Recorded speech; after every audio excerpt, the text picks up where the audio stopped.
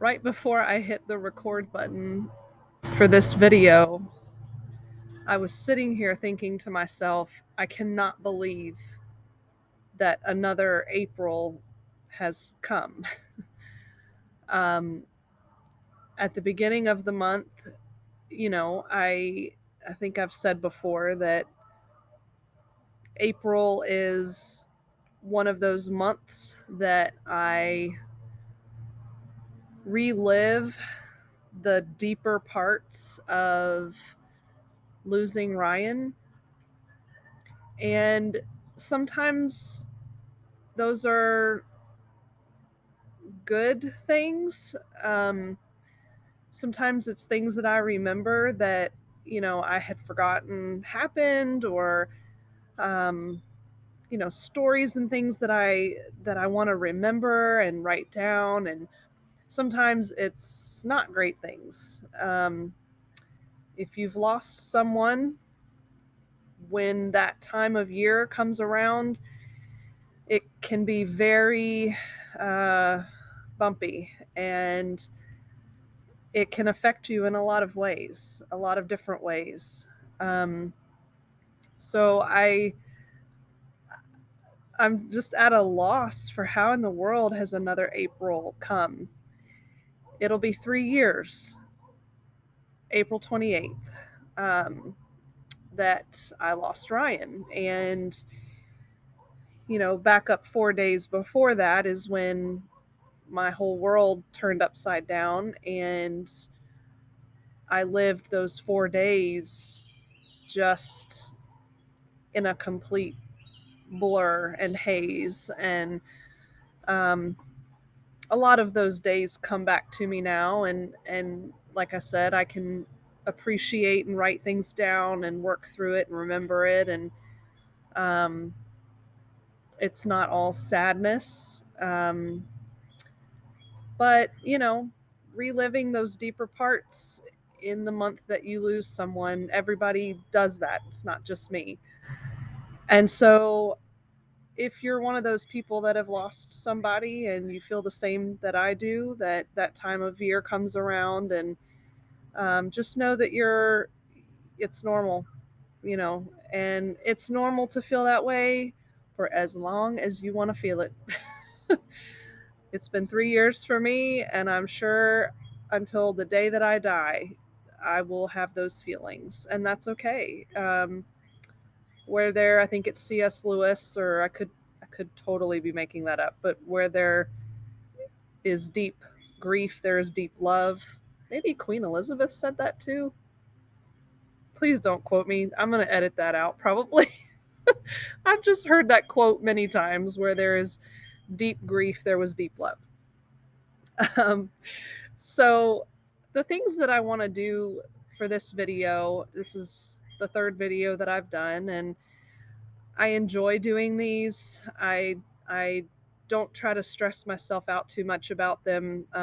Inevitably, I do get stressed out, but I love doing these because I know one day Sydney will be watching, and she will be able to appreciate her dad and who he was and what he meant to people, what he meant to me, and really get a sense and a feeling of who he was. And especially with this video, I was sitting in church.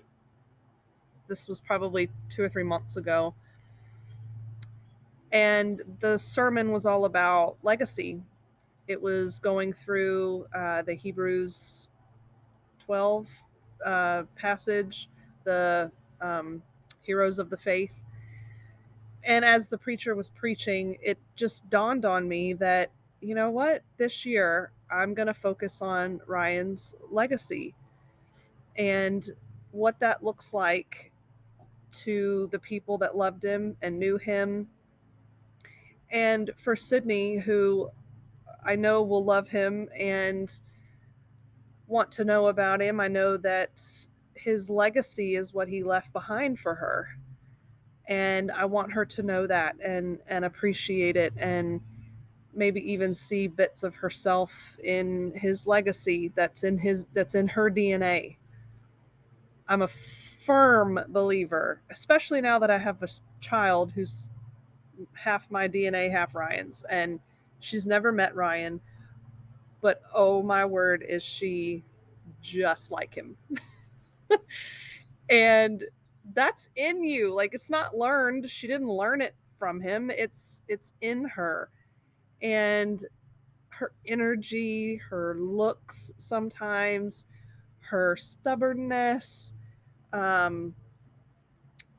don't know, just certain things that I just look and just feel Ryan and feel his presence. And so that's why I wanted to focus on his legacy in this video. And I've got some little clips and videos from loved ones that have sent me things. And um, a lot of people, my dad and mom specifically, they were like, I can't keep this to 10 seconds or less, so theirs are a little bit longer, but that's okay. I told them, y'all can do your own video later, talking about Ryan. So anyway, but the ones that I have received are just, they're so touching, and I'm so appreciative. I want to see my cat. Look. Hi. Look at Sydney on the screen. Hey, Sydney, what's your daddy's name? His name is Gigi. What's your daddy's name? His name is Mommy. That's my name. What's your daddy's name? His name is Ryan. Yeah, his name is Ryan. And where is your daddy? Where is your daddy? Huh? We're working on that. We talk about daddy being in heaven with God. And every night we say our prayers and we say, please tell daddy we love him and miss him. Yeah. Yeah? We love you, daddy. I love you. I love you. I love you too. And do you love your daddy? You're going to get to know him really well as you get older, right? Yeah? What's your name? She's playing a little game. What's your name? 1, 2. What's your name? 3, 4. I want to start out with the definition of legacy. We all know the word, we all know what it means, but I just decided that's kind of how I do studies on things. That's kind of the first thing that I do is I just look up, well, what does the world say that legacy means? What does the dictionary say? Because it's always really telling. So I looked up, literally typed in definition of legacy. The very first thing that came up said, an amount of money or property left to someone in a will. If that is not so telling of maybe where our culture and where our mindset is as a culture, that the first thing that literally pops up is that definition. It's all about money, property, what you have on this earth. What have I, gotten? What have I made for myself? What am I leaving to my family and my kids physically, tangibly? And while that's important, of course, we want to leave our children a legacy of money. Of course, we want to work hard and have something that they, can have to help them when we pass. Of course, we want to leave them, a nice home or nice items in our house. My brother and I are extremely blessed because my parents have so many wonderful things from our ancestry that we get to carry on, that my brother and I are going to take care of and love and carry on. And hopefully Sydney and Abby and Colin, you guys will too. But those are important, and it's wonderful, and it's something tangible that we can remember our family by. But money and property and those things should not be the first thing that come to mind when we think of what legacy am I going to leave. The second definition and the third one as well are more like it. The long-lasting impact of a person's life. Something that is passed on. Our time on earth is but a second in eternity. Not even a second, a nanosecond, whatever that term is.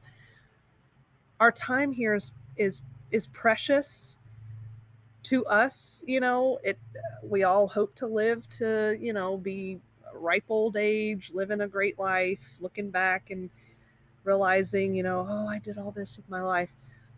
But that's not the goal, and the unfortunate thing is not everybody gets that.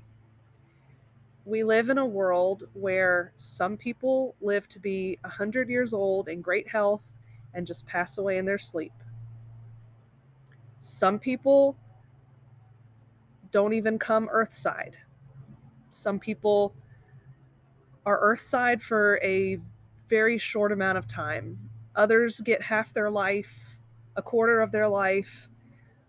It's the world that we live in. And if you have lost someone in any of those situations, you know how precious that life is. And when you start looking at your own life, that you do a lot of rethinking. When I lost Ryan, he was 38 years old. He had so much life to live in our human minds, in our human understanding. I think to myself all the time, what else could he have done in this life? He was going to be a father. He was an uncle. He was a brother-in-law, a son-in-law, of course, a husband, a son, a friend, an employee who was doing incredibly well at his job. What else could he have done in his life? He had so much. But for whatever reason, his life was 38 years. And he did so much with that 38 years. So much to be proud of. So much that he left behind. And I think if he had known, if any of us know when we're going to die, I think things would look a lot different. We would live a lot differently. I think if he had known that, honestly, I don't think he would have changed anything. My friend Kristen, in her video, which I'll share here, I think said it best, where Ryan was his authentic self. And I don't think he would have changed that had he known that he only had 38 years. I think the only regret that he would have had is knowing that, that he wasn't going to be able to be a father to Sydney.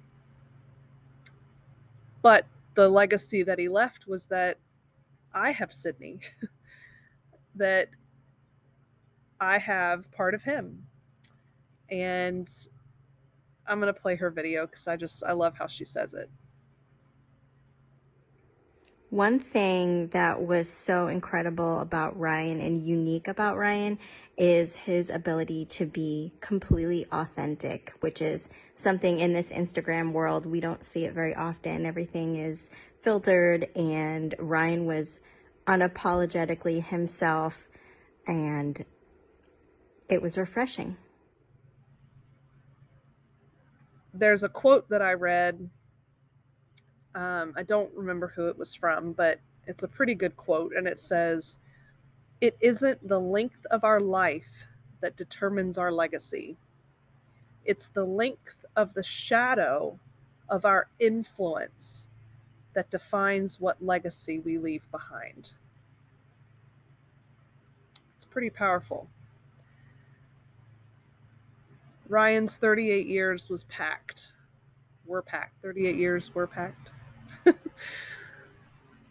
With a lot to remember and a lot to give. I'm going to let some friends and family kind of speak now and share some of the things that stood out to them about Ryan. And then I'll share some things from my perspective. 3 words to describe Uncle Ryan. He's funny. He's hairy. And he's loyal. When I think of adjectives to describe Ryan, several come to mind. Kind, fun-loving, trustworthy, faithful, friendly. He never met a stranger. Hey, Megan's asked me to give 2 words that I think of the most with Ryan, and they would probably be love and loyalty. There was no doubt in my mind ever that Ryan truly loved Megan and respected her. They may argue about certain issues, but he always knew it was best and smart on his part to know that Megan was trying to lead him down the correct path. And it takes a good man to be able to do that. We certainly aren't all capable of it. And the other thing would be loyalty. Ryan was very loyal to his friends. He may not agree with them all the time, particularly when it came to politics. But if you were Ryan's friend, then you were Ryan's friend for life. And there wasn't anything that Ryan would not do for you. So those are the 2 things I think of the most when I think of Ryan. And I'm proud of the fact I can say those about him. Hey everyone, this is Olivia. I am Megan and Ryan's sister-in-law, and I can't believe it's already been 3 years since I've lost my brother-in-law and haven't gained an angel. I know it's really hard for my sister-in-law. I know she's been strong through this time, and I just wanted to kind of just take this time to remember his life and his time. And you know, when I think about him, the few things that I remember in words that describe him is very spontaneous and adventurous, and Megan's, I could say yin to her yang or yang to her yin. So how you can take that however you want, but that's how I can quickly describe Ryan. And you know, we miss him, we love him every day, and every day we will always remember him in our lives. So when I think of Ryan, I think of the word lively. He could be the life of any party he was in, and he would remind everyone around him to live life to the fullest. When I think of Ryan, I remember somebody that was so kind and so funny. Ryan Ellis. When I think of him, it's boisterous laughter. You couldn't help but smile when he was in the room. When I think of Ryan, I think of the word jovial. Ryan was unapologetically honest all the time. And Ryan could put a smile on anyone's face, and that beard was majestic. One of the first things that I think is the legacy that he leaves is his way of literally turning any situation possible into something fun or funny. He was constantly the life of the party. And I think he's passed that along to some of one particular niece I'm thinking of, who is Brienne, who is the absolute life of the party. And I think Sydney will probably be that way too. You always felt joyful when you were around him. If he saw that things were getting too serious or awkward, or just, you know, he was the first one to crack a joke. He was the first one to, you know, just get people to laugh and just relax and just be comfortable, you know.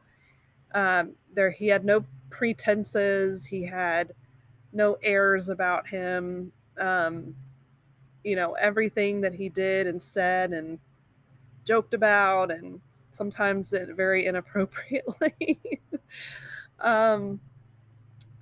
but that was just him. And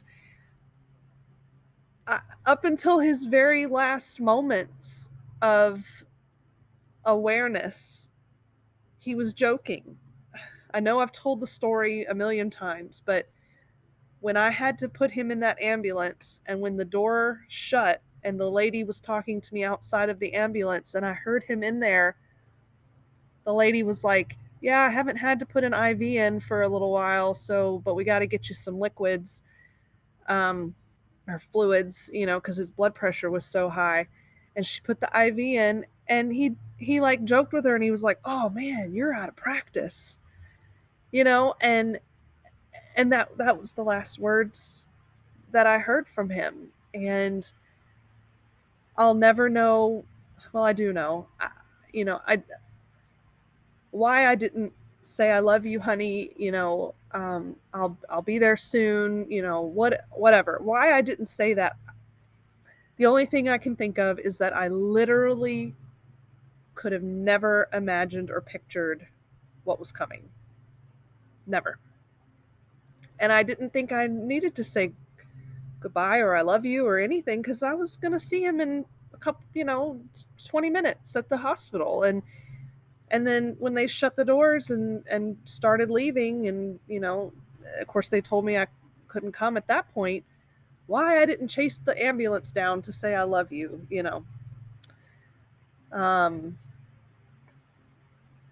But I just know he knew I loved him. So I'm not going to beat myself up about that because he knows I loved him. But that joke, if we could all live our lives like that, if we could all just not take ourselves so seriously all the time and focus on the good, just have fun and see the good in things, I think we could all use that right now. Here I am talking about his humor and I'm crying. The next thing I think of is his presence. So kind of with his humor, but also just Ryan, just his presence. When I was at the hospital, when I walked in, the nurse was talking to me and, she was making small talk with me and she was telling me how, they all had loved taking care of him for me and that they all loved his beard and they were all commenting to each other that he was just he just had a presence about him and that he just seemed like a very big man, not like big, but big as in like tall and just had a presence. And she said, yeah, he seems like just like a tall man, big guy with the beard. And I said, I kind of, that was like the first time that I ever smiled in, 2 days. I said, how tall do you think he is? And she said, oh, I don't know. I mean, maybe 5'10", 5'11". And I kind of giggled and I said, in his dreams, I said, he's probably barely 5'7". I said, we're the same height. And she goes, really? He looks like such a big man. He just has that presence about him and the beard and the, and I said, no, he's kind of a short dude. But that was his presence. And even when he would walk in a room or when he showed up to somebody's house, I know so many people would share this story. I think of Pastor Joe and Sean and the joke that they would have all the time when we would come over there for life group back at our home church in Good. We would come to life group and more than likely, Ryan had gotten off work late and hadn't eaten or whatever, or we had eaten at the house and he was still hungry. So he would walk right into their house, go open their refrigerator, poke around, get a chicken leg or whatever. That was the joke. And pour his coffee in little teacup and drink his coffee and eat their food. And he just, I'm here. Everybody knew. Oh, Ryan's here. Loud. To this day, when I am in the same room with Brandon, his brother, it's like the Ellis decibel is just 10 times higher than everybody else's. Now, there were 3 boys in that house, and I'm sure they all had to yell over top of each other to be heard. And so anytime you had Ryan and Brandon in the same room, it was like, can y'all please take it down a notch? My ears are hurting. I had to constantly remind Ryan, be quiet. I'm right here in the room. And then of course his look. I mean, he changed his look so many times. He had earrings at one point. His best friend Shannon had earrings, and I think Ryan thought it would be cool to get earrings as well. And I think Jason had earrings. I think Brandon did too. They must have gone through a phase. But anyway, he had earrings at one point. He would do the spiky hair. And then he had a goatee for a while. And then he had to shave it, every month because of the military. And then he went through this phase where he wanted to be like real dressed up all the time, like really nice clothes and, looking real cool. And then he went through a phase where he didn't care about his clothes. And then as soon as he got out of the military, like the day he signed the papers, he never shaved again. Like he had his beard the whole, I guess it was probably 5 or 6 years. He would clean it up real nice and he looked real clean shaven, but he had that huge beard. And then when we moved to Boston, he just took on that role of the, Boston sea captain kind of, I don't know, salty dog with the drivers, the scally caps, and his accent changed, and he just thought he was one of the locals. And that presence, though, I don't have that. I mean, I'm so quiet, and I'm a very introverted person. I can be extroverted when I need to, but I just don't have that presence. But you knew when he entered the room in a good way. I mean, he was never arrogant. It was nothing like that. But it was like a light entered the room. And that light, I mean, I know as a believer, I know that he carried the light of Christ with him. And it exuded. And he loved people. He loved being around people. And I think that just that presence of Ryan Ellis boils down to the light of Christ. And being that every time that he was around people. And I just love that about him. It's one of my favorite things to think about when I think about him. The next thing I think about is, this is the best word that I could come up with. Resolute. That's a pretty cool word. Ryan was resolute. As my dad said or says in his video, wherever I put it in here, you never had to guess where Ryan stood on anything. It didn't matter. Music, food, politics, whatever it was, whatever he was talking to you about, you never had to guess where he stood on things. And sometimes, it got him in trouble a little bit. He would share his opinion a little too forthcoming. But I always knew that he wasn't going to shove it in your face. He wasn't going to be rude about it. He wasn't going to be, I don't know, just boastful. but he was sharing with feeling, with gusto, with belief. This is where I stand. This is what I believe. And not only did he share that, but he researched it. He was, sometimes I was just blown away by how smart he was on everything. He knew something about everything. And especially when he got really into politics, which I would say when we first got married in 2006, he was interested in politics. And then as the years went on, I'd say probably a couple years before the 2016 election, he was listening to anything and everything that he could from both spectrums.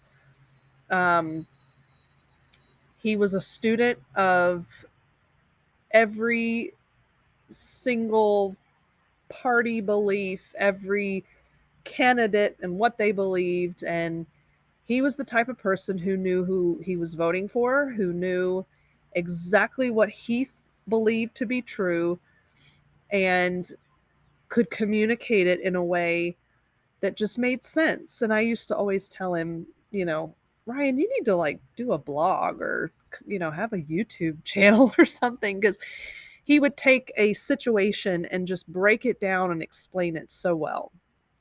And it really got me interested in politics as well. I am not outspoken about my beliefs. I probably never will be, because honestly, I just don't want to go there because I don't have the energy to, I just don't have the energy. But I am very resolute. I know where I stand and believe when it comes to politics. I also know in other areas of my life. And I think I've gotten that from him. I really think that was one of the things that he taught me and that I appreciate and will carry on. And I hope that all of you listening will carry on that. And here's the other thing.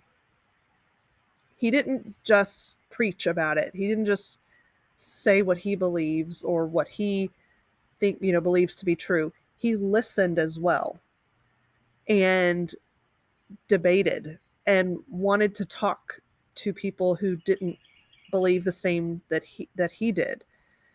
I saw that so many times where he would carry on wonderful conversations with people that that were different, that had different beliefs, and they both ended up walking away with, that was a great conversation. I still believe what I believe. Okay, well, I still believe what I believe.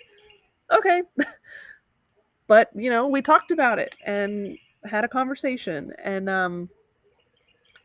I love that. I love that about him and appreciate that he taught me that, and that I can carry that on in my life, and hopefully others can carry that on as well. I could share so many others, but I think the last one, and probably the most important, is that Ryan was a man of faith. Ryan was not an outward expression of his faith type guy. Meaning you wouldn't have seen him sitting around, in the house or elsewhere just reading his Bible. You probably wouldn't, have seen him just bowing his head in prayer by himself, kind of like walk up on him and, oh, he's praying, He was more private with his faith and a little more reserved in kind of outwardly sharing that. But that didn't mean that it wasn't there. He knew that his place was in the church. He knew the importance of gathering with believers. When we moved to Massachusetts, that was one of the first things that we talked about, was we need to find a church. And I Googled one Saturday night, I think it was. I just Googled churches near me and then kind of filtered and looked for ones that, were Bible believing, fit our, our beliefs and etc. And it just so happened that like 2 miles down the road was a church called Grace Church. And it seemed like they were, kind of a modern, kind of non-denominational, their belief system lined up with ours. And I said, well, let's try this place. It's 2 miles down the road, And he said, okay. And so we went. And the moment we walked out that Sunday morning, he said, yep, I don't need to look anywhere else. I really love this church. This is our church. I was like, oh, okay. I loved it too. So we'll do it. And so we did. And anytime that he wasn't working, of course, that first spring that I moved up there, Verizon had an issue where basically all the union employees went on strike. And so Ryan was working like 70, 80, 90-hour weeks for a couple months while the employees were on strike, going out, downtown Boston, doing jobs. And so we found this church, and then I ended up going by myself for a couple months. We found our life group. I started going to that by myself, and eventually Ryan was able to come, and that's a story for another time. But, those are friends that are lifelong friends now. Ryan was always willing to talk to people about faith issues and talk about Christ and talk about, his salvation. And I have no doubt in my mind that he entered heaven's gates, and I don't know. I think God probably said, I'm really sorry that you have to be here right now, but you're here, and well done. Come on in and see all your family and your friends, and I'll take care of everything downstairs. Because I will never, ever, ever blame God for Ryan's death. God did not cause his death. It was written in Ryan's cells. And I just know that, can God intervene? Yes. Are there times in the Bible where, prayer can change God's mind? Yes. Or maybe not change his mind, or maybe affect the outcome. Yes. Like that. Yes. And that's why we pray, because we have hope. But we can't assume that is going to be how every situation works out, because it's not. We have death, we have illness, we have disease, we have all these things in the world. But what I do know is that God is looking after me, and he's looking after Sydney. And I know that Ryan valued the times where I was outward in my showing of faith. I had gotten very serious in my Bible study that last year, so 2019 into 2020, mainly because we were going through IVF, and I was just so stressed and just lost, just all the things. And I decided, I need to do something to occupy some of my time. And I've always wanted to do an in-depth Bible study, and I started it. And I'd gotten all the way through Ruth when he passed, and I have not picked that back up. I haven't felt like I could give the time I need to it. And I hope to do that again soon, because it was amazing. It took me basically a whole year just to get to the book of Ruth. But he would come by, when I was sitting there reading at night, he would come by, and he'd say, well, what book are you in now? He was interested, like, what book are you in? And how are you doing that? Like, why is it taking you so, and he would ask me, well, what story did you read about tonight? Or he was interested in it. And I think for him, it was his ADHD that caused him to not be able to sit down and focus even long enough to do a devotion. I can't tell you the amount of books I'd gotten him, devotion books, just read this 4 paragraphs in the morning before you leave for work, or keep it on your desk and read it at work. And he just couldn't do it. And that's okay. A lot of people can't. But I do know that he prayed. I know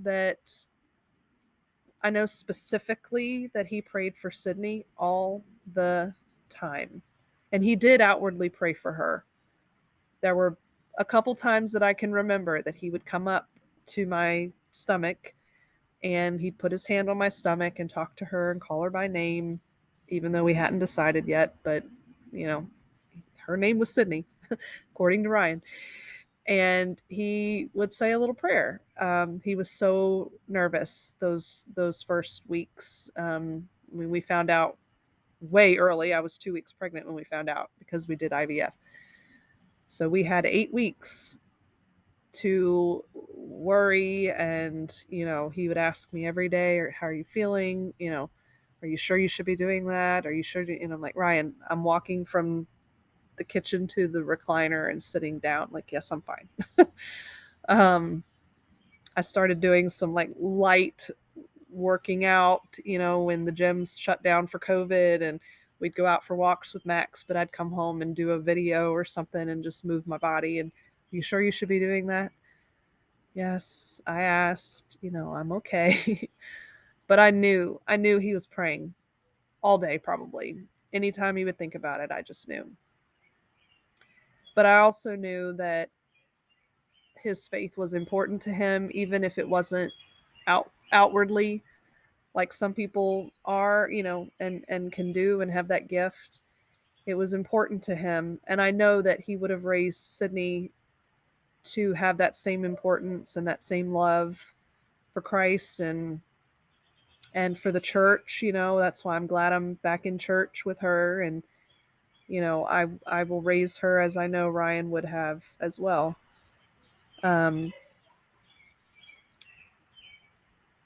If I think about my legacy and what I want to leave for Sydney, for me, one of my favorite verses is Micah 6:8. Do justly, love mercy, and walk humbly with your God.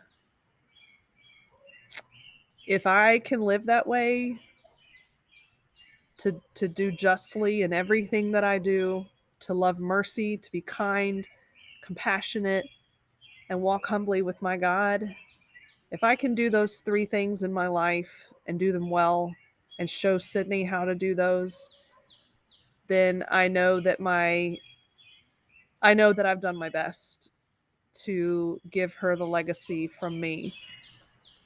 And I look at Ryan and his life, and I think he ticked all those boxes. What's your legacy? If you are of the mindset that working hard and earning money and giving all these things and having all these things and just getting is what legacy means, it's part of it. Like I said before, we want to leave things to our children. We don't want to leave them destitute. But if that's all you think about right now, I really hope that you start thinking about the other side of your legacy. Are your kids going to look back and say, wow, mom or dad really spent time with me, teaching me how to be a good woman, a good man, how to, take care of myself, how to love people, how to be a good Christian, be a good citizen, to stand up for what I believe, to help those in need. That's the other side of leaving a legacy that I encourage you to think about, and to know that our children and their children will one day think back to us, and I hope that they will be able to say, wow, what a legacy fill in the blank left for me. 3 years as a widow has taught me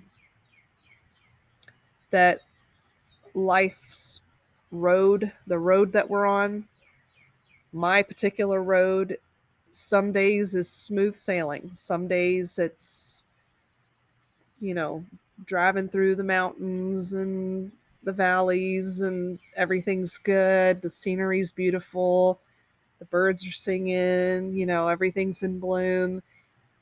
And some days, boom, boom, you hit that pothole and you hit another pothole and you hit another pothole, and life can just come to a stop. I still to this day deal with those potholes. I dealt with one the other day where we were applying for a passport for Sydney, and it asked about, the other parent. And if the parent is deceased, you have to bring a death certificate. So I had to go to my box and get a death certificate. And every time I have to do that, I think to myself, this is wrong. Like, this is so wrong. I should not be looking for Ryan Ellis's death certificate right now. I wrote down 2 others. The marital status question. Every time I apply for something, I was applying for the Hilton Rewards program because we went to Winchester and I got our hotel for that night, and I'm not a Hilton member. And I thought, well, if I travel, it'd be great to be a Hilton member. So I had to apply and do all the stuff for the rewards. And what do they ask when they do their little pitch to give you points? What's your marital status? Single, married, divorced. I can't remember the other one.